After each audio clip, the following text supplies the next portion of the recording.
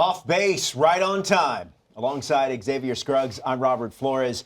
X, you're getting ready to go to the Little League World Series, aren't you? Yes, I am. It's my favorite event of the year, honestly, because everybody's in a good mood. The games go by quick. Yeah. You know, I get to have a lot of the snacks, the popcorn, the hot dogs, you know, all that good candy. So that's what I live for, man, Little League. Hey, we're going to talk more about the Little League World Series a little bit later. We're going to talk about a new documentary covering last year's big event. But first, let's move the needle.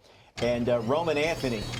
You know, Eddie Murphy used to talk about the joke, the ends are meeting. Yes. Roman Anthony's ends are meeting very well after agreeing to an 8-year, $130 million extension. He's 21 years old.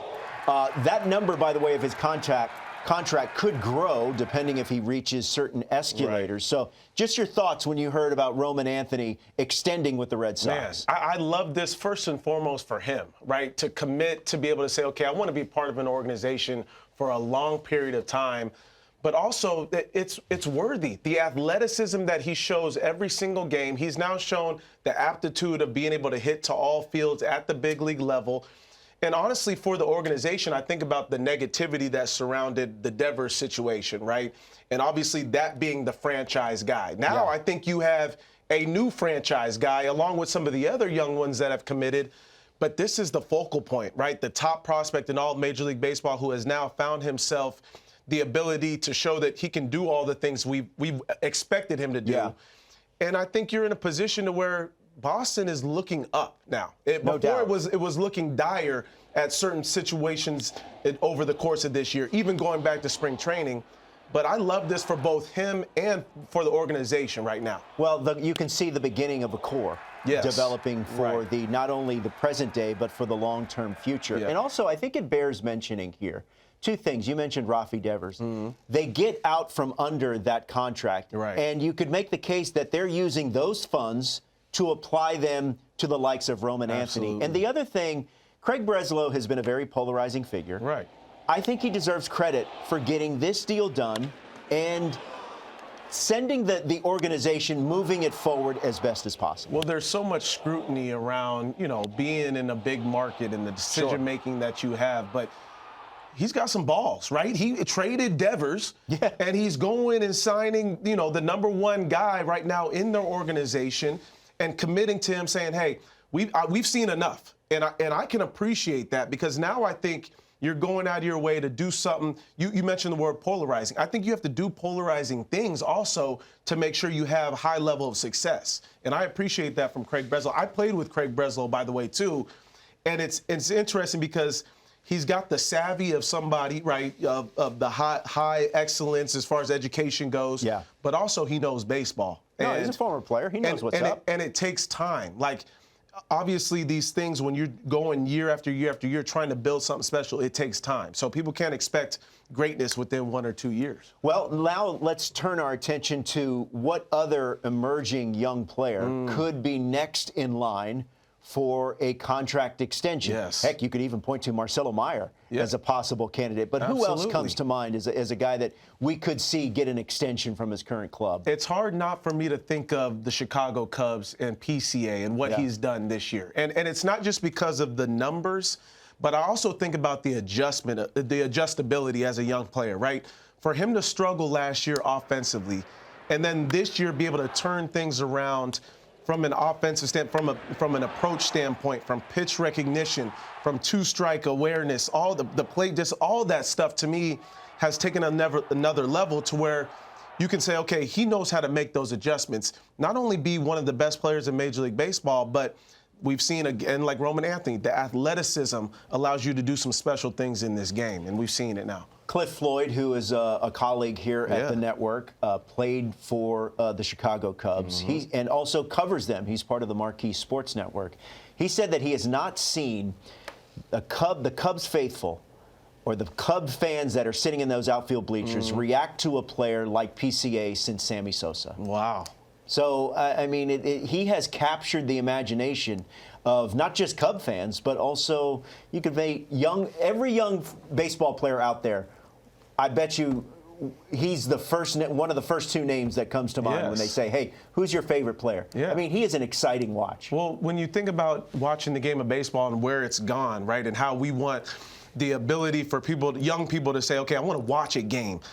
There's got to be excitement that comes along with that. And those are the types of players that, to me, you want to lock up for a long period of time, because not only are you selling those jerseys and people are watching those games, but that's a player that you can rally around and build around as well. And I wonder what impact, if any, could the Kyle Tucker pursuit have on PCA. We'll have to wait and see. I'm going to give you a name. I'm going to stay in the National League Central. Jacob Misiorowski. Okay. 23 years old. Like that. He's an all-star already for the Milwaukee Brewers. Now, this is a pitcher, obviously. Right. And you know that it's not exactly an apples-to-apples comparison when you're talking about PCA or even Roman Anthony.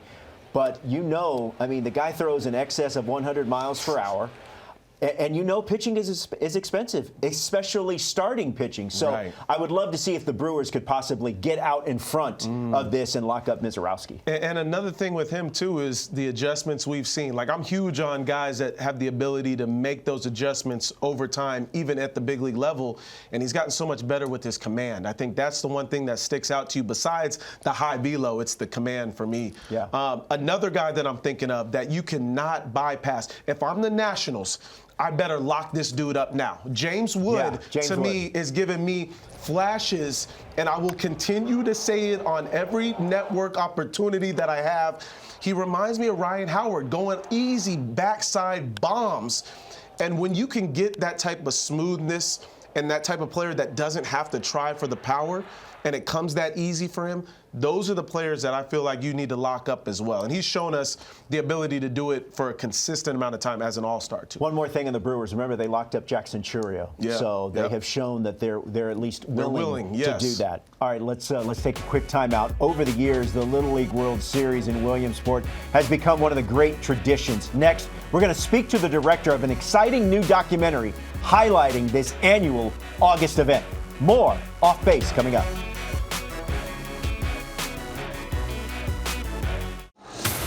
There is no better place to be this time of year than the Little League World Series.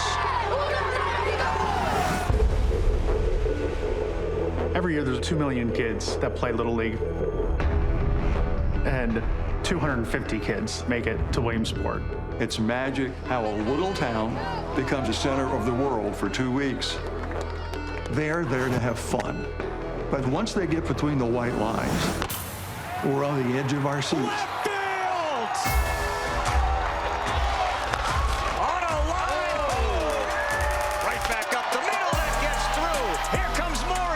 Here's the throw. He's in there.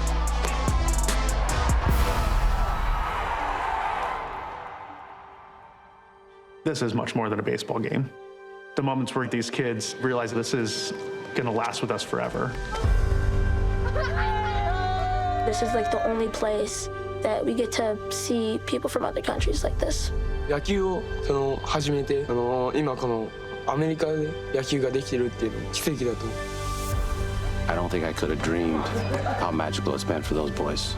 I believe in every single one of y'all. I'm not quitting on y'all. Y'all don't quit on me. How are you feeling right now? I'm hungry. That's a clip from the new documentary, Big Dreams, Little League World Series 2024. It debuts this Tuesday, August 12th, 9:30 p.m. Eastern on ESPN. The director of the film is Rudy Valdez, and he joins us now. Rudy, the film looks great. Congratulations. There is an innocence to this Little League World Series. How did you go about trying to capture that in this film? I mean, I think I've been very fortunate to be able to work on different films in the past that dealt with kids. And, you know, I have a real comfort level working with children. And I think finding that innocence and finding that level of trust with them, it just takes patience, you know, spending time with them and letting them know why we're there and that they don't have to, you know, act any different or do anything special for us, just be kids. And, you know, we were fortunate enough to be able to capture a lot of really I think, genuine moments of kids being kids at sort of the best version of that. Man, that's amazing. I absolutely love that. Was it challenging trying to convey what the tournament means to different teams from different countries that speak also different languages?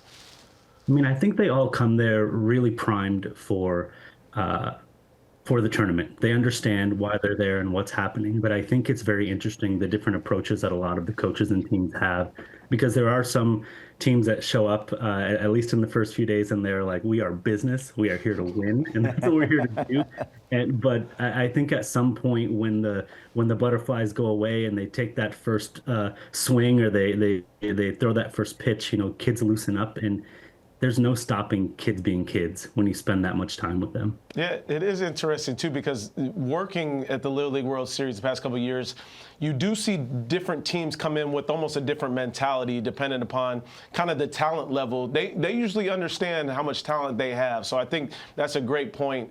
How did you approach, having this opportunity and kind of looking at it from almost a different lens with each team? Was it something that you tried to look at specific teams and how they view the tournament, or was it something where you just wanted to catch an overarching aspect of Little League World Series?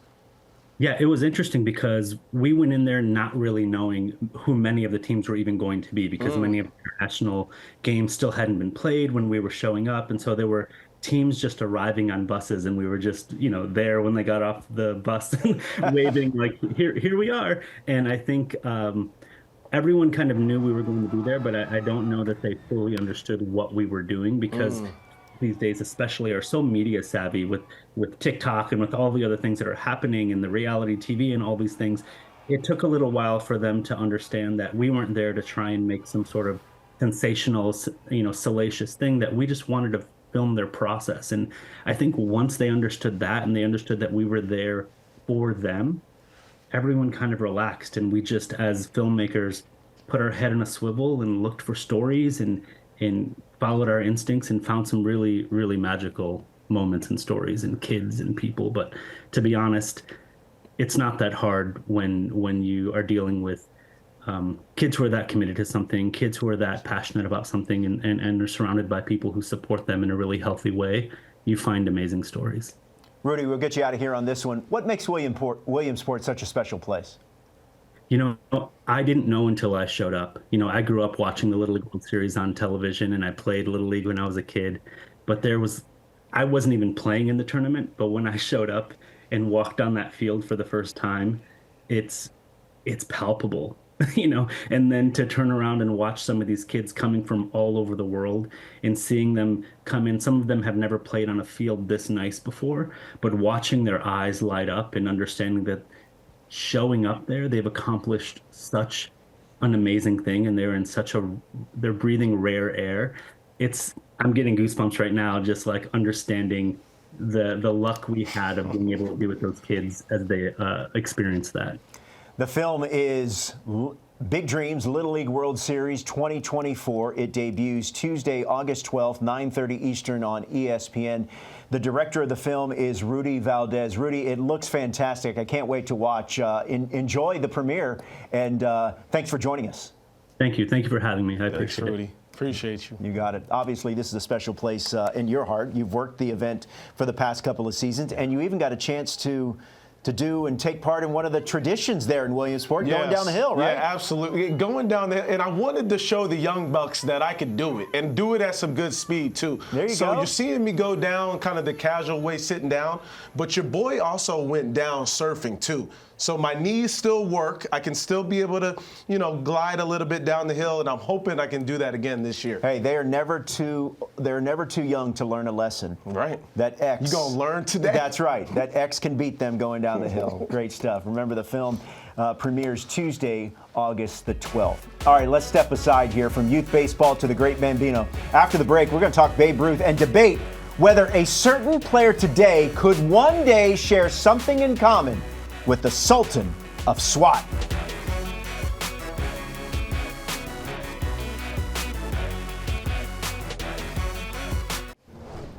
Tomorrow will mark 96 years since Babe Ruth hit career home run number 500 off your boy Willis Hudlin of Cleveland at League Park. Ruth, at the time, was the first player in league history to accomplish that feat, with only 27 other players since then reaching the iconic milestone. There's the newspaper headline, and boy, you know, people just look different back then. The good old days. Yeah, the good old days. I wonder if they're going to be, if future generations going to be saying about that, about us. That's awesome. Yeah. Well, it won't be any writing. It'll all be like AI. That's true. That's what it's going to be. No one knows how to write anymore.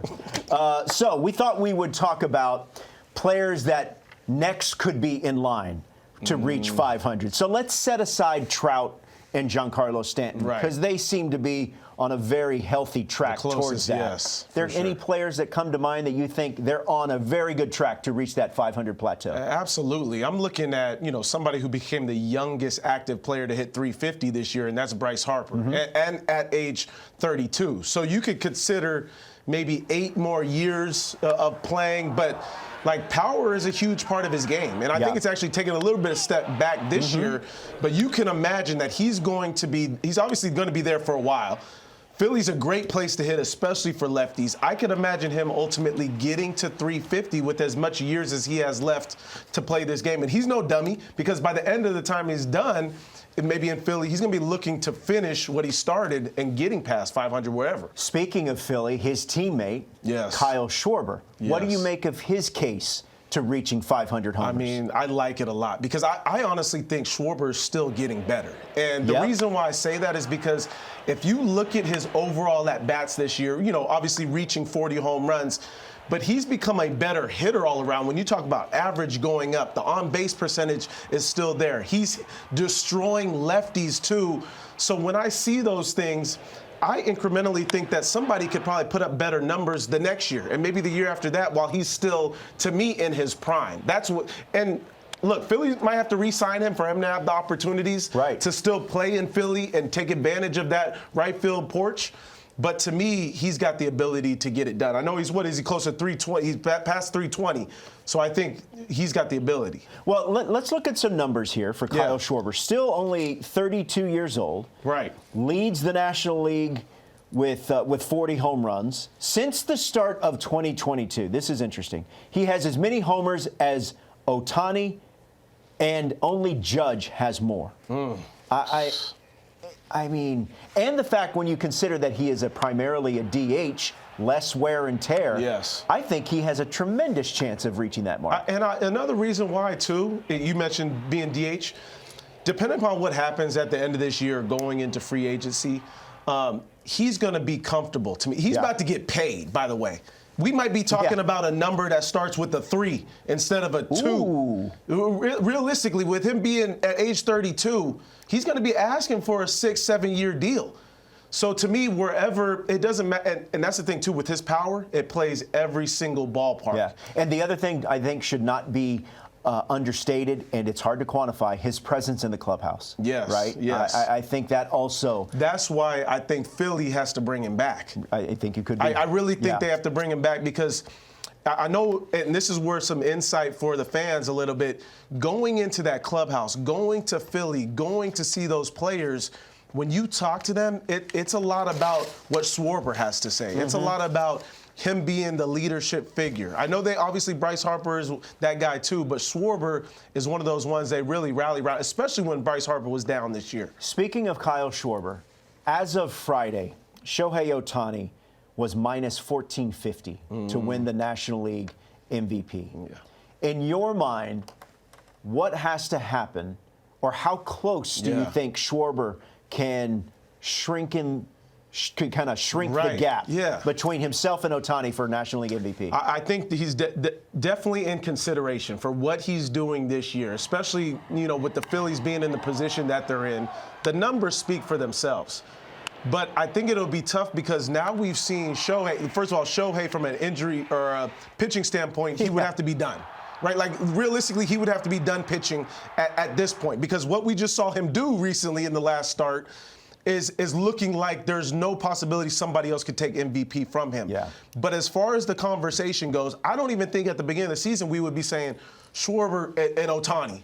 right? Like realistically, Yeah. at the beginning of the season, are you saying Schwarber and Ohtani at the top No, for MVP? I don't think so. And I think you're right. At this point, Shohei Ohtani needs his own separate award. He's in his own lane, right? You know, he might need his own league at this point. But the fact that Shohei Ohtani's going to hit 40 and he's striking out, you know, it's wild. 8 dudes per start in 4 innings of work. It's unbelievable. Well, let me say one more thing about Schwarber, though. I think what people don't realize is Philly, a huge power-hitting team, took a step back numbers-wise from a power standpoint besides Schwarber. Schwarber has done exceptional in the power department. The rest of the team has actually not hit for power. Yeah. And so if you think about a team that's in the position that they're in right now, one of the biggest reasons is because of what Kyle Schwarber has done. Real quick, we asked this question on MLB Central earlier. Is Kyle Schwarber the face of the Philadelphia Phillies? Dang, you're going to ask me this right at the end of the show with about 45 seconds left. That's it. That's all you get. He's not the face, okay? Harper is the face, but Schwarber is the man. What does that mean? I like that. That makes sense? I don't know why it makes sense, He's but not it somehow the face, does. but Schwarber is the man. That's right. He's not the face that runs the place. How are you going to ask me that with like... I don't know. I just got an... That's literally a podcast by itself. You see this thing right here? That's Yeah. what they told me in my ear. That they trying to mess me up. That's what they're trying to do. That's going to do it. For everyone behind the scenes and Xavier Scruggs, I'm Robert Flores. Thanks for watching. We'll see you next time.